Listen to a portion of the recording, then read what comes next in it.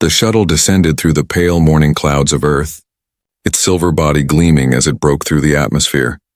Inside, Liara of Virelia pressed her trembling hands against the glass, staring at the blue planet that would soon become her new home. She had studied humans for years, learned their customs, their strange ways of showing love and their endless emotions, yet she had never felt as nervous as she did now. The ship landed near a quiet settlement surrounded by green fields and golden sunlight. A group of human officials waited, their faces calm but curious. They had never seen someone quite like Liara. Her violet skin shimmered faintly, her eyes glowed with warmth, and her soft silver hair fell over her shoulders like strands of light. She stepped out holding a small crystal pendant around her neck. It was the promise jewel, a symbol of her arranged union with Captain Ethan Cole, a decorated human officer who had helped form peace between Earth and Virelia. The pendant pulsed faintly, a sign that her partner's genetic signature still existed somewhere on this planet. Liara smiled nervously. "I am Liara from the planet Virelia," she said gently. "I have come to join my promised one." The lead officer exchanged a quiet look with the others. For a moment, no one spoke. Then, an older woman stepped forward, her eyes heavy with pity. "Miss Liara," she said softly, "I'm afraid you're too late." Liara froze. The world around her seemed to slow. "Too late?" she repeated, her voice trembling. The woman nodded. "Captain Cole passed away 3 weeks ago," she said. "His ship was attacked during a patrol near Mars orbit. He didn't survive." The air left Liara's lungs, her vision blurred. The pendant around her neck flickered dimly before fading to black. She had traveled across light years, across galaxies, for a man who no longer lived. The officer gently guided her toward a small house at the edge of the town. "He left behind 2 children," she said, "a boy and a girl. They are being cared for by his brother, Marcus." Liara followed silently. Her steps were light, but her heart felt heavy. She had dreamed of meeting Ethan, of understanding human love firsthand. Now she was only a stranger arriving at the end of a tragedy. When she reached the house, she saw 2 children sitting on the porch. The boy looked about 12. Sharp-eyed but silent, the girl was much younger, clutching a worn-out toy ship. Their faces were tired, the kind of tired that comes from crying too long. Marcus Cole stepped out from the doorway. His face hardened when he saw Liara. "You're the alien bride?" he asked bluntly. Liara bowed her head. "Yes. I came under the human Virelian promise accord. I was to join with Captain Cole." Marcus sighed, his voice flat. "He's gone. There's nothing left for you here." The younger child peeked from behind him, her wide blue eyes staring at Liara. "Are you from Daddy's stories?" she whispered. Liara knelt down, her eyes gentle. "Yes, little one." "I think I am," she said softly. The girl didn't move closer, but she didn't hide either. Marcus folded his arms. "You should go back to your planet. This isn't your fight." "These kids have been through enough," Liara wanted to argue, but the words caught in her throat.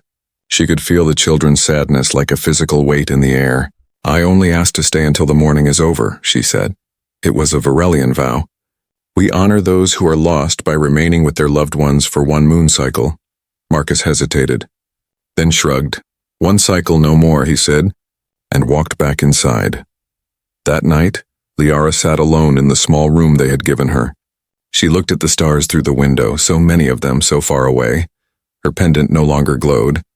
Her purpose had died before it began, yet as she listened, she could hear the soft sound of the children's laughter from the next room.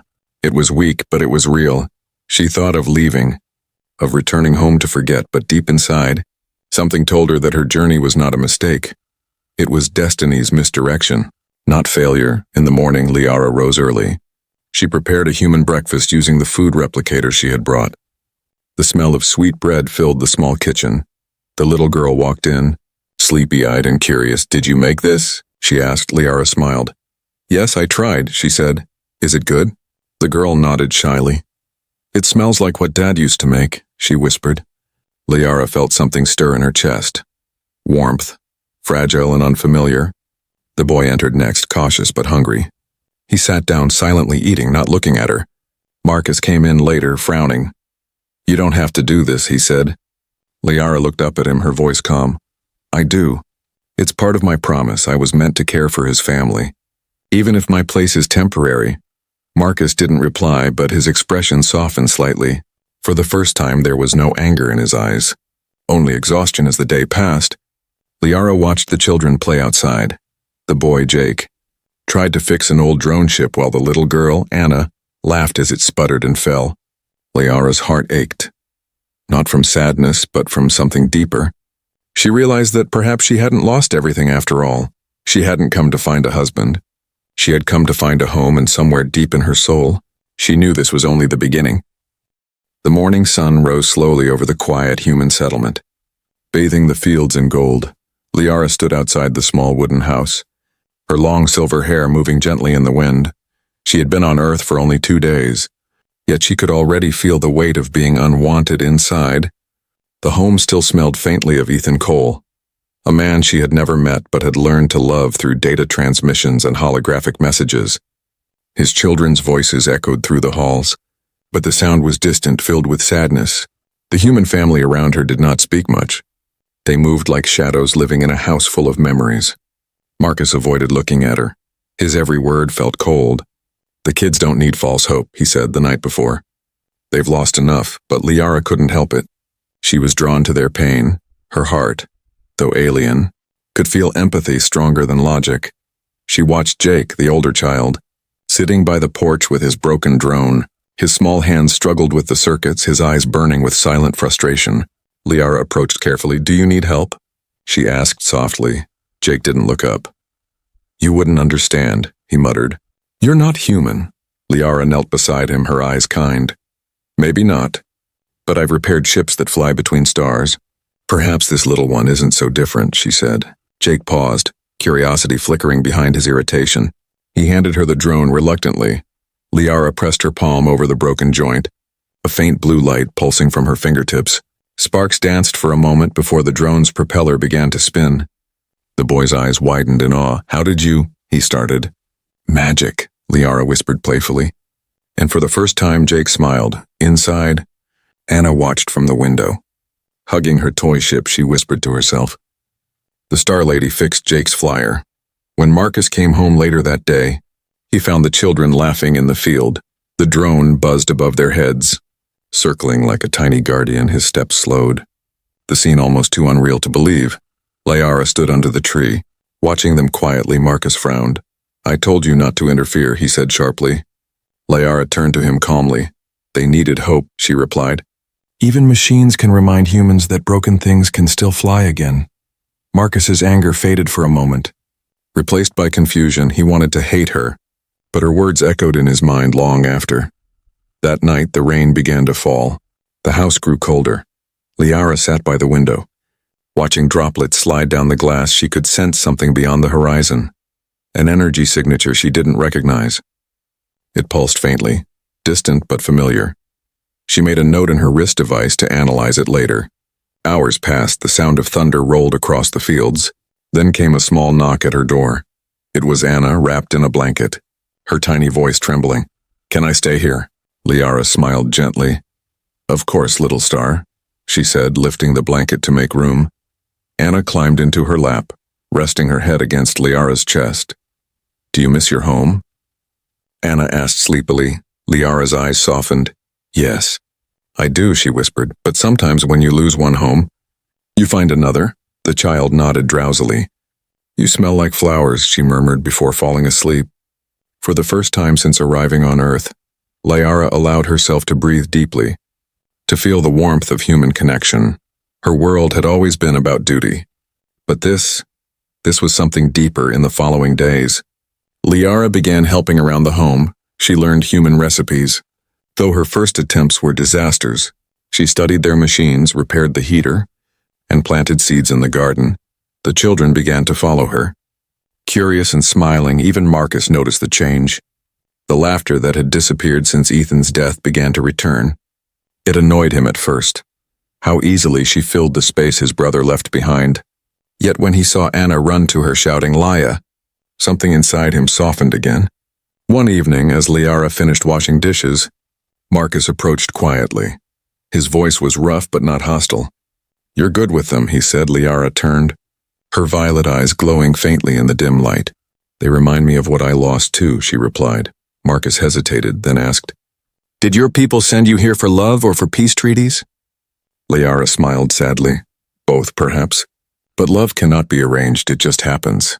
Even between stars. Before Marcus could answer, a faint alarm echoed from Liara's wrist device. Her expression changed. She excused herself and stepped outside, scanning the sky. The strange energy signature she had sensed earlier was growing stronger, like a beacon moving closer. She whispered to herself. Someone is watching, unseen by her, high above the clouds. A cloaked alien ship drifted silently, tracking her biosignature, its sensors locked onto the small human settlement, transmitting data to a faraway command post. Liara looked up, her heart uneasy. The children laughed in the distance, their joy untouched by the threat above. She clenched her hands, whispering to the wind, "No one will hurt them." "Not while I'm here," the rain began again, soft and endless, covering the quiet tension with a blanket of sound. The night sky over the human settlement turned black as the storm rolled in. The wind howled through the fields, bending trees and shaking the old roof of the Cole family home. Rain poured down like 1,000 needles, drumming against the windows. Inside, the lights flickered weakly. Marcus worked to stabilize the generator while Liara gathered candles. The children sat huddled together under a blanket, fear glimmering in their eyes. Thunder cracked so loud it made little Anna flinch and hide her face. "It's all right," Liara said softly, her voice calm and melodic. "Storms sound angry, but they are only nature's breath." Jake forced a small smile, pretending to be brave for his sister, but his face was pale, his hands shaking slightly. Liara noticed his breathing. Too fast, too shallow, something was wrong. Moments later, Jake coughed hard, his body trembling. Marcus rushed over. "He's been sick since last week," he said worriedly. "The doctor's far from town." The storm cut off the roads. Liara knelt beside the boy, her fingers glowing faintly as she scanned him with her wrist device. The reading made her heart sink. "His fever is too high," she said. "His lungs are inflamed." Marcus cursed under his breath.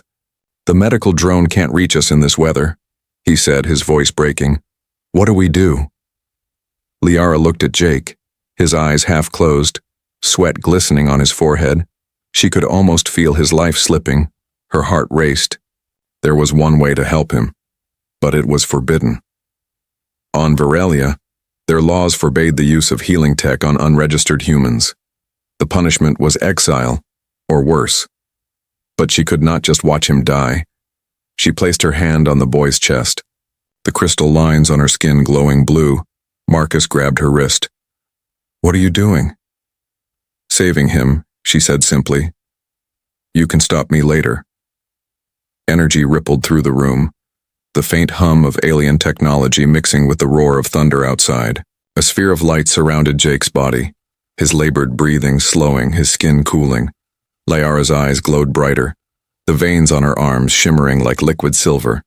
Marcus stepped back, his expression a mix of fear and awe. He wanted to shout, but the sight before him silenced him completely. Minutes passed like hours. Finally, the glow faded. Liara fell back, weak and trembling. Jake's chest rose slowly, his breathing steady. The fever was gone. Anna ran to her brother, crying with joy. "Jake, you're okay."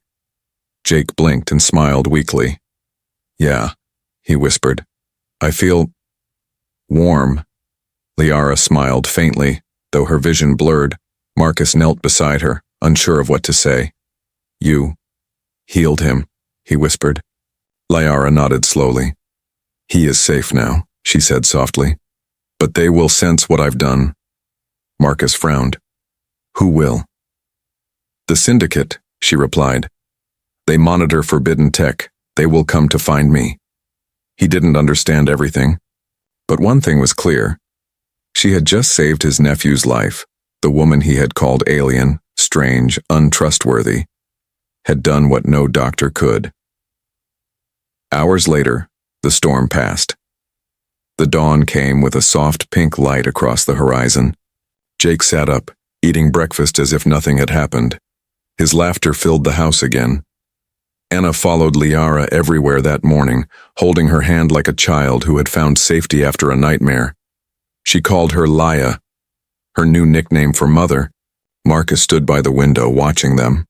The sight stirred something deep inside him. He had lost his brother, but somehow, this strange woman had brought life back into the home. He stepped outside, where Liara was watering the garden. "You risked your life for them," he said quietly. "You didn't have to." Liara smiled faintly. "On my world we are taught that life is sacred," she said. "But here, I've learned something new. That love makes life worth saving." Marcus looked at her for a long moment, the tension between them shifting into quiet understanding. "I misjudged you," he admitted. "You're not what I expected." Liara tilted her head gently. "And what did you expect?" "A cold alien who followed rules," he replied. "Not someone who'd break them for a child." Liara laughed softly, the sound light and musical. "Maybe humanity is contagious," she said. For the first time, Marcus smiled back. It was small, but real. That evening, the children insisted that Liara tell them a bedtime story. She told them about the twin moons of Virelia, how one glowed gold and the other silver, and how the people believed that every lost soul could find home beneath their light. As she spoke, Jake leaned against her, Anna curled by her side, and Marcus stood at the door, listening silently. In that moment, Liara realized that this family, broken, human, imperfect, had become the center of her universe. But high above, beyond the reach of Earth's skies, a dark ship watched silently, scanning for the pulse that Liara's healing had unleashed. A cold voice whispered through its communication array, "We've found her." And far below, Liara looked out the window at the stars, feeling a chill deep in her heart, unaware that the peace she had built was about to be tested. The days after the storm felt calm, too calm. The children laughed again. Jake helped Liara in the garden, and Anna spent her mornings sitting in her lap, drawing stars on old paper scraps. Even Marcus seemed different. He had stopped glaring at Liara, now speaking to her with quiet respect, but peace, Liara knew, was fragile. It never lasted long. Late one evening, as the crimson sunset faded into night, Liara stood outside under the stars. Her wrist device flickered faintly, showing strange readings. A signal, faint, rhythmic, deliberate. It wasn't natural, it was alien. Her heart tightened. "They found me," she whispered from orbit. A sleek black ship glided through the void, cloaked from Earth's defense grid. Its hull bore the insignia of the Galactic Syndicate, a shadow organization that controlled the trade between human and alien worlds. The ship's scanners locked onto Liara's signal, tracing the faint pulse left by her healing energy. Inside the ship, Commander Rel stared at the screen, his cold eyes glimmering. "Target confirmed, Virelian female. Unauthorized use of forbidden biotech on human subjects," he said. "Prepare the retrieval team, back on Earth." Liara tried to erase her signal from the network, but it was too late. The Syndicate's eyes were already fixed on her. That night, the wind howled through the valley. Marcus walked outside and saw Liara standing barefoot in the field, her face lit by the glow of her wrist device. "What's wrong?" he asked. She hesitated, then turned toward him, her expression serious. "Something is coming. Something not of your world." Marcus frowned. "You mean your people?" Liara shook her head slowly. "Not mine. They are syndicate hunters. They control interstellar trade.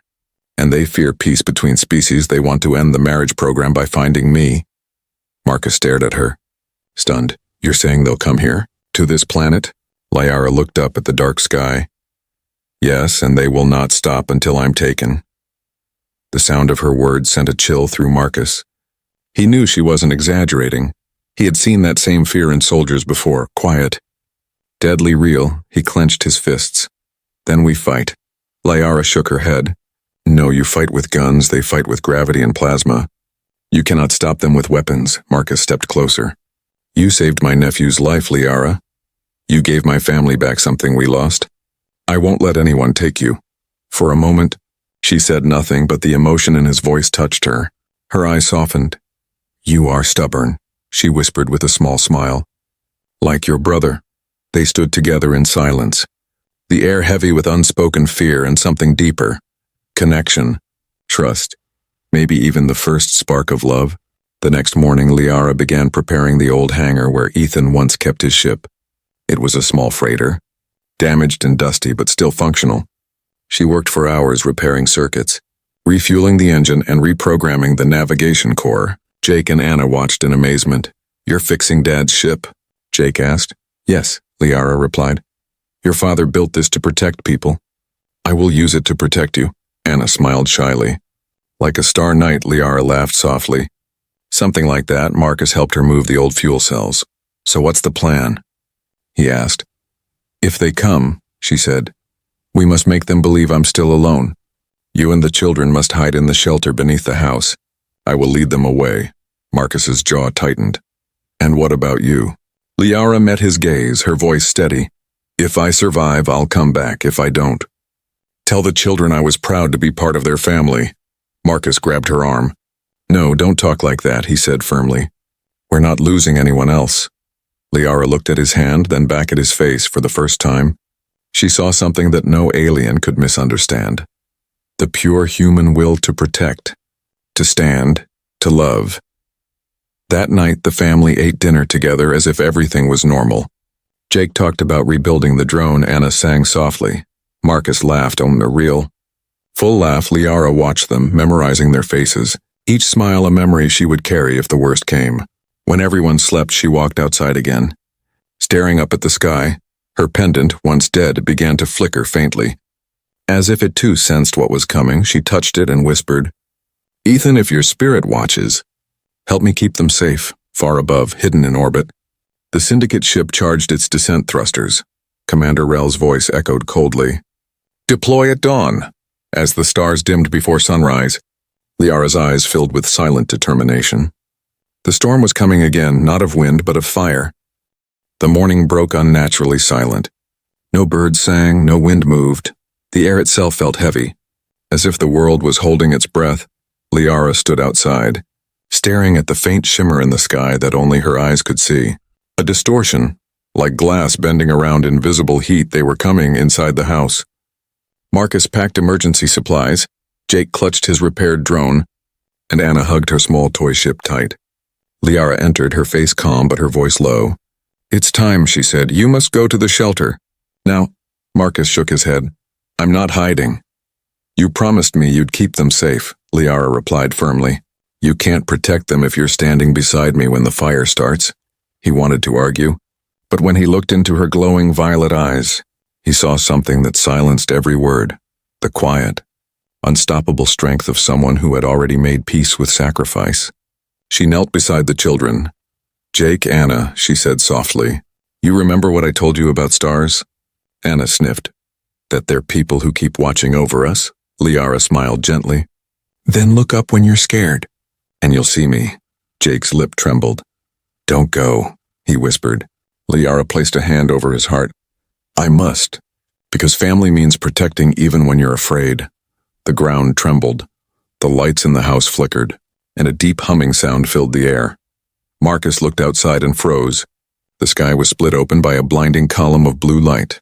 The Syndicate ship descended through the clouds like a dark angel, massive and silent, its hull reflecting no sunlight. Liara turned toward the hangar. Her silver hair whipped in the rising wind. "Stay underground," she called, "and no matter what happens, don't come out until the silence returns." Marcus's voice cracked. "Liara," but she was already gone. Inside the hangar, the old freighter stood half alive, panels glowing faintly under her touch.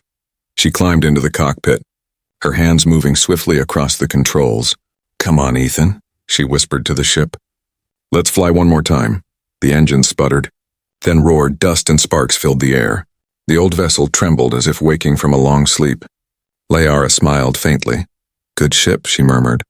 "I knew you weren't done yet." Above, the Syndicate ship began deploying smaller drones, black spheres with glowing red cores. They spread across the valley, scanning for energy signals. One of them turned toward the hangar, its sensors locking on. Liara's ship burst from the ground in a blinding surge of light. Cutting through the fog like a comet, the Syndicate drones turned instantly, firing plasma bolts that lit up the sky. Marcus and the children watched from the shelter's window slit. "She's flying Dad's ship," Jake whispered in awe. "She's fighting them." The freighter twisted through the clouds, moving with impossible grace, Liara's hands gliding over the controls. Each maneuver was like a dance, silent. Precise, full of purpose, plasma fire grazed her hull, leaving trails of smoke, but she never slowed. "Target locked," came a mechanical voice from the Syndicate ship. Commander Rel leaned forward. "Bring her down," he ordered coldly. Missiles streaked through the sky. Liara spun the freighter sharply, the ship shaking violently. One missile exploded nearby, rattling the cockpit. Warning lights flashing red, she bit her lip. "Come on." "Not yet," she whispered. She dove low, skimming the tree line, then suddenly climbed. The freighter shot upward, heading straight for the Syndicate ship. The massive cruiser loomed above her like a floating mountain. Rel smirked. "Brave, but foolish." Liara pressed the last command on her console. The ship's secondary power core began to overload. She knew what she had to do. "For them," she whispered, and aimed the ship directly at the enemy vessel. At the last moment, she ejected the cockpit pod, the freighter crashing into the Syndicate ship's underbelly. The explosion ripped through the clouds, fire and light swallowing the sky. Marcus shielded the children as the shockwave shook the ground. The noise faded, replaced by rain and static. "No," Jake whispered, tears in his eyes. "She's gone." But Marcus looked up and saw something moving through the smoke, a small escape pod descending with a flickering parachute. It crashed in the field nearby. He ran toward it. His boots sinking into the mud, the hatch hissed open, and Liara fell into his arms, burned, trembling. "But alive, I told you. I'd come back," she whispered weakly. Marcus held her tightly, his voice breaking. "You did more than come back," he said. "You saved us all."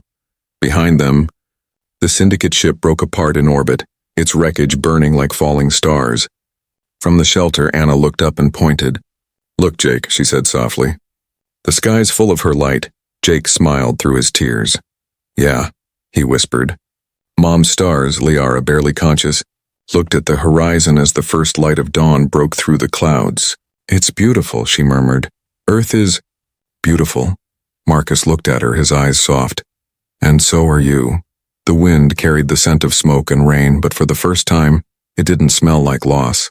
It smelled like hope. The sky was quiet after the battle, but the silence carried the weight of 1,000 unspoken things. The field still smoked from falling debris, and the air shimmered faintly with the remains of alien fire. Yet among that ruin stood a small farmhouse, still standing, still alive inside. Liara rested in a small bed, her skin pale, faint blue veins glowing softly beneath it. Marcus sat beside her, exhaustion written all over his face. The children slept curled up together on the couch, clutching their toy ships when Liara opened her eyes. She saw the morning light slipping through the window. She smiled weakly. "I didn't think I'd see another sunrise," she whispered. Marcus leaned closer. "You're lucky to see this one," he said softly. "We all are." Liara's gaze wandered to the window, to the children breathing peacefully. "They make this planet worth saving," she said. "More than any treaty or promise, but peace." As always, was temporary that afternoon. A sharp tone echoed from her wrist device. The holographic seal of the Galactic Council appeared. Golden wings surrounding a single eye. A voice cold and official filled the room. "Liara of Virelia," it said. "You have violated interspecies law, used forbidden technology, and interfered with human sovereignty. Return immediately to stand before the Council." Marcus stood up, anger rising in his chest. "She just saved hundreds of lives. You people didn't come when Earth was burning, but now you call her a criminal?" The voice ignored him. "Failure to comply will result in termination of your diplomatic immunity." The hologram vanished. Leaving behind a thick silence, Liara lowered her wrist slowly. "They will send enforcers," she murmured. "I can't let them bring war to your world." Marcus clenched his fists. "You're not leaving, you belong here." Liara smiled sadly. "I don't belong anywhere, Marcus. I am caught between two worlds that fear each other." Anna, awakened by their voices, rubbed her eyes. "Are you going away, Laya?" she asked softly. Liara froze, her heart aching. I don't want to," she whispered, kneeling beside the little girl. "But my people may come, and if they do, I don't want anyone to get hurt." Jake walked over, his voice trembling. "You saved us, you fought for us. Why can't they see that?" Liara's eyes glistened. Because sometimes the universe fears what it doesn't understand. The room fell silent. The sound of the wind outside filled the space between them. That evening, Liara walked alone to the field where Ethan's old ship had crashed. The wreck still smoldered faintly under the twilight. She knelt beside it, running her hand along the metal. "You gave your life for peace," she whispered to the memory of the man she never met. "I hope I can honor that." Behind her, Marcus approached quietly. "You don't have to face them alone," he said. She looked at him, tears reflecting the sunset's glow. "If I stay, Earth will suffer. If I go, I lose the only family I've ever known." Marcus stepped closer. "Then we make them see both worlds," he said. "If the Council wants justice, they'll have to look at what justice really means." Liara smiled faintly. "You sound like a diplomat." "I'm a farmer," he said with a soft laugh. "But I learned from the best alien I ever met." Later that night, a message from Virelia arrived. This time it wasn't from the Council.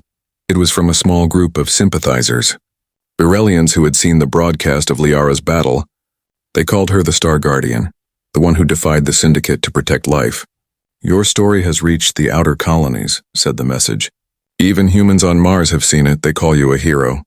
Liara's breath caught. Hope flickered where fear once lived. "Maybe," she whispered. "Maybe they're starting to understand." Marcus touched her shoulder. "Then maybe you don't have to leave," but she shook her head. "The Council doesn't forgive rebellion. They will come to make an example of me." Jake suddenly appeared in the doorway, holding his small drone. "Then we'll fight them too," he said bravely. "We're a team now." Liara's heart swelled with pride and pain. She pulled him into a hug. "No, my little warrior," she whispered. "You fight by living, by being kind in a cruel universe. That's how humanity wins." As the night deepened, Liara sat by the window, watching the stars somewhere out there. Ships were moving, closing in. Her time was running out. She pressed her palm against the glass. Her eyes filled with tears. "If they take me," she murmured, "I'll still find a way back because love is stronger than any law." Marcus watched her from the doorway, knowing deep down that she meant every word. Above Earth's horizon, a faint light appeared. Not a star, but the reflection of approaching ships. The choice was made. Tomorrow, Liara would face her people not as a fugitive, but as someone who had finally learned what it meant to be human. Dawn arrived quietly, the kind of calm that hides the storm behind it. The horizon glowed faintly with gold and silver, the earth slowly waking from a long night. Liara stood outside the farmhouse in the early light, her cloak rippling in the cool breeze. She looked up at the sky and saw them, distant specks of light, growing brighter, descending fast. "They're here," she whispered. Marcus came out behind her, his jaw tight. "Then we stand with you." Liara turned to him, her eyes soft but filled with resolve. "No, Marcus, this fight isn't yours." "Yes, it is," he said firmly. "You saved my family, you gave us hope, and hope is worth fighting for." Before Liara could answer, the sky split open with a roar. 3 Virelian council ships hovered above the fields, elegant and gleaming like shards of crystal. Their lights bathed the land in blue radiance. The largest one opened its bay, releasing a group of armored figures who descended slowly through beams of light. Liara stepped forward as they touched the ground. Their leader, High Envoy Serath, emerged, tall, severe, his silver eyes cold as the void. "Liara of Virelia," he said, his voice echoing through the field. "You stand accused of treason, of defying council orders, and of polluting the sacred accords with human interference." Liara stood tall, her chin lifted. "If protecting life is treason," she said calmly, "then I am guilty."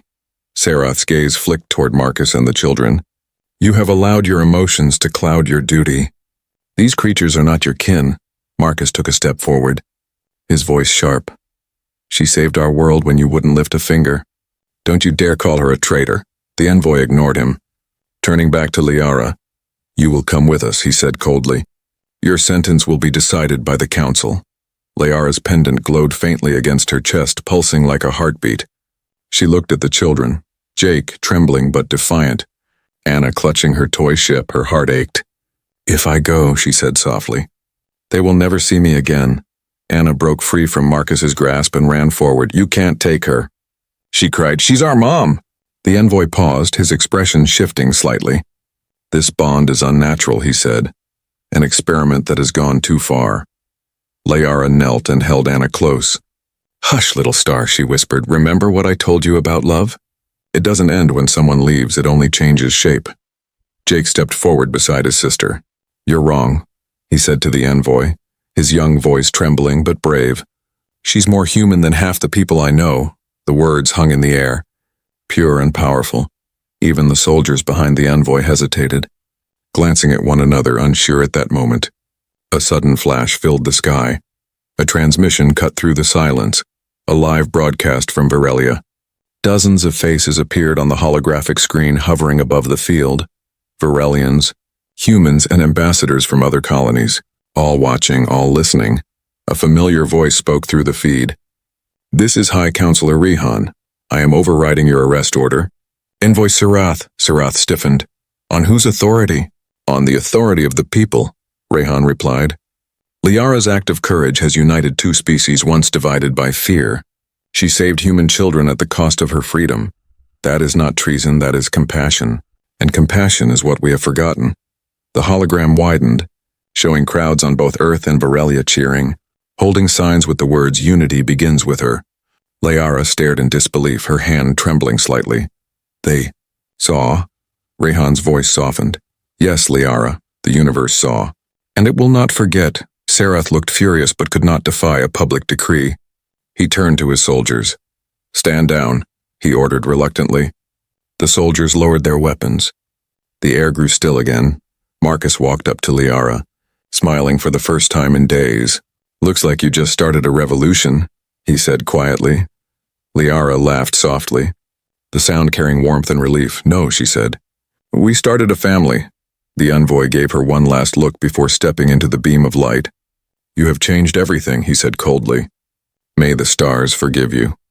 The ships rose slowly into the sky, disappearing beyond the clouds, leaving behind silence and hope later. As the sun dipped behind the hills, Liara stood beside Marcus and the children. Watching the evening sky turn gold and crimson, the world felt different, freer, alive. Anna tugged on her sleeve. "Will you stay with us now?" Liara smiled, kneeling beside her. "If Earth will have me," she said. Marcus looked at her, his eyes soft. "Earth already does." The children laughed, running through the field. Chasing the last rays of sunlight, Liara watched them, feeling something she never thought she would again. Peace. Above them, two planets glowed in the twilight, Earth and Virelia, side by side in the vast sky, no longer strangers, but neighbors sharing the same dawn. Narrator's closing line. "She came as a promise from the stars, became a savior in a storm, and stayed, not as an alien or a guest, but as a mother, a protector, and a bridge between worlds. And as the night fell, her pendant glowed once more, not with duty but with love, the kind of light that no darkness could ever extinguish."